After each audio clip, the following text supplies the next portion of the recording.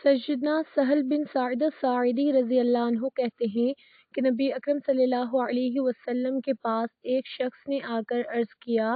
یا رسول اللہ، مجھے کوئی ایسا عمل بتائیے جسے میں کروں تو اللہ تعالیٰ بھی مجھ سے محبت کریں اور لوگ بھی۔ رسول اکرم صلی اللہ علیہ وسلم نے فرمایا، ازہد فی الدنیا یحبک اللہ وازہد فی ما فی ایدی الناس یحبوک۔ دنیا سے بے رغبت ہو جاؤ، اللہ تم سے محبت کرے گا، اور جو کچھ لوگوں کے پاس ہے اس سے بے نیاز ہو جاؤ تو لوگ تم سے محبت کریں گے۔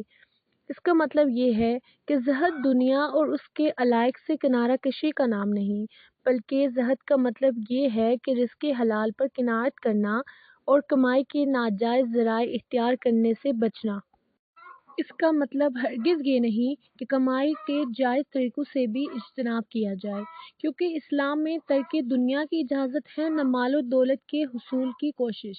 اس لیے دنیا سے تعلق اور معاش کے لیے جدوجہد زہد کے منافی نہیں، بلکہ حلال ذرائع اور حلال آمدنی پر کفایت اسے عبادت کا درجہ عطا کر دیتی ہے۔ اسی طرح لوگوں کے مال و دولت سے بے نیازی اور ان سے صرف نظر کر لینا بھی زہد اور استغنا کا حصہ ہے۔ اس سے یہ فائدہ بھی حاصل ہوتا ہے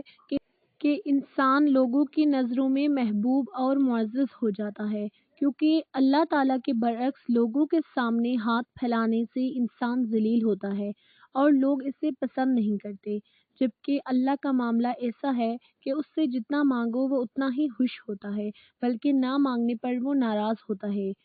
ایک عربی شاعر نے کہا، جس کا مفہوم یہ ہے کہ انسان کے سامنے اپنی ضروریات کے لیے ہاتھ مت پھیلاؤ، اس سے مانگو جس کی فضل و کرم کا دروازہ ہر وقت کھلا رہتا ہے۔ اگر بندہ اللہ سے مانگنا چھوڑ دے تو وہ ناراض ہو جاتا ہے، اور اگر بندے سے بار بار مانگا جائے تو وہ غضبناک ہو جاتا ہے۔